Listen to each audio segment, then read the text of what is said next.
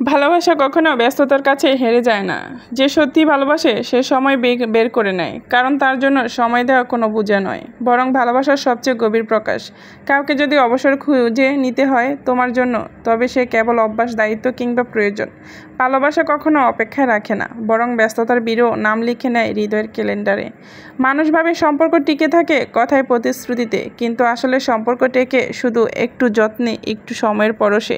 কেননা সময়ই একমাত্র সত্যিকারের বিনিয়োগ, যে বিনিয়োগে স্মৃতিরা বেঁচে থাকে, সম্পর্ক টিকে যায়। জীবন খুব ছোট, তাই ভালোবাসাকে ব্যস্ততার দোহাই দিয়ে বাসিয়ে দিও না। যার জন্য হৃদয়ে জায়গা রেখেছ তার জন্য সময় রাখতে না বলে। হ্যালো এভরিওয়ান, আসসালামু আলাইকুম। কী অবস্থা সবার, কেমন আছেন? আশা করি ভালো আছেন। আলহামদুলিল্লাহ, আল্লাহর রহমতে আমি অনেক ভালো আছি। আবারও নিয়ে চলে আসলাম নতুন একটি ব্লগ। তো আজকে রান্নায় থাকছে আমার মুরগির হাত পা। মুরগির হাত পা আমার ভীষণ পছন্দ। তো এটা কিন্তু আমি প্রায় সময় চাই খাওয়ার জন্য, কিন্তু ভাগ্যে সেটা জুটে না। তো মাঝে মধ্যে একটু হয়ে যায়, বিশেষ করে আমার বাড়িতে গেলে কিন্তু এটা একদমই মিস করি না, আমি অনেক বেশি ভালো লাগে আমার। তো আজকে আমি এটা রান্না করব, চলো তোমাদের সাথে শেয়ার করি কিভাবে রান্না করব। এখানে আমি আদা রসুন সব কিছু দিয়ে দিলাম। মুরগি রান্না করার জন্য যা যা মশলা দেওয়া লাগে আমি কিন্তু সেইগুলো ইউজ করেছি। আর আমি সবসময় একটা কাজ করি কি জানো, শীতের মধ্যে যেহেতু টমেটোর দামটা কম, তখন কিন্তু আমি টমেটোটাকে ব্লেন্ড করে রেখে দিই, কারণ ওইটা কিন্তু সসের মতো ব্যবহার করা যায়। আর একটু টমেটো যদি একটু দেওয়া যায় না, তাহলে কিন্তু তরকারিটা আরও বেশি সুস্বাদু হয়। তো আমি সেভাবেই এগুলাকে সব কিছু একসাথে কষিয়ে নিলাম। আর আমি কিন্তু আগে আলুটাকে একটু তেলে ভেজে নিয়েছিলাম। তেলে ভেজে নিয়ে তারপরে এখন আমি মুরগির হাত পাগুলো কষিয়ে রান্নাটা করব।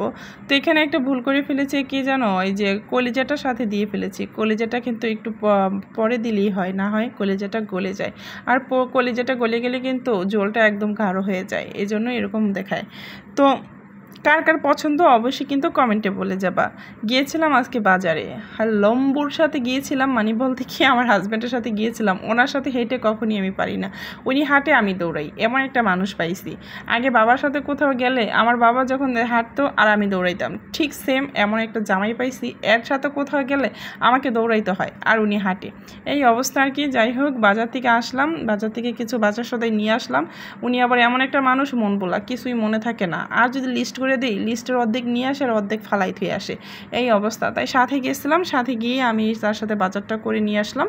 তো ছেলেরা বললো ব্রয়লার মুরগি খাবে, তো আমি তার সাথে মুরগি নিয়ে আসলাম। মুরগিটা বেছে এখন হাত পাগুলো ভাবতেছি যে একটু রান্না করি। এই হাত পাগুলো আমি এখন রান্না করতেছি। কি সুন্দর মাশাআল্লাহ কালারটা হয়েছে, যেমন সুন্দর হয়েছে দেখতে তেমন কিন্তু খেতেও অনেক বেশি মজার হয়েছে। তো ভালোবাসার মানুষটিকে সময় দিবেন, ভালোবাসবেন, যত্ন করবেন, সম্পর্কটা ভালো থাকবে। আর সম্পর্কটা ভালো থাকলে কিন্তু সবারই অনেক বেশি ভালো লাগে। এখন আমার রান্নাটা প্রায় শেষ, এখন আমি জিরের গুঁড়ো দিয়ে দিব। দেখা যায় একটা কী জিনিস জানো, মুরগিটা ভুনা করলে কিন্তু তার উপরে যদি আমরা একটু মশলার গুঁড়ো ছিটিয়ে দিতে পারি, আর মশলার গুঁড়ো যদি না থাকে তাহলে কিন্তু জিরের গুঁড়োটা ছিটিয়ে দিতে পারি, তাহলে কিন্তু তরকারিটার একটা সুস্বাদুটা ফ্লেভারটা অনেক সুস্বাদু হয়, এত বেশি ভালো লাগে। জানি না কার কার কাছে ভালো লাগে, আমার কিন্তু অনেক বেশি ভালো লাগে। তোমাদের কেমন লাগে অবশ্যই কিন্তু কমেন্টে বলে যাবা যে আমার মতো তোমাদের কীরকম কিনা। তো কেমন লাগলো আমার ভিডিও আজকে এ পর্যন্তই। সবাই ভালো থেকো, আল্লাহ হাফেজ।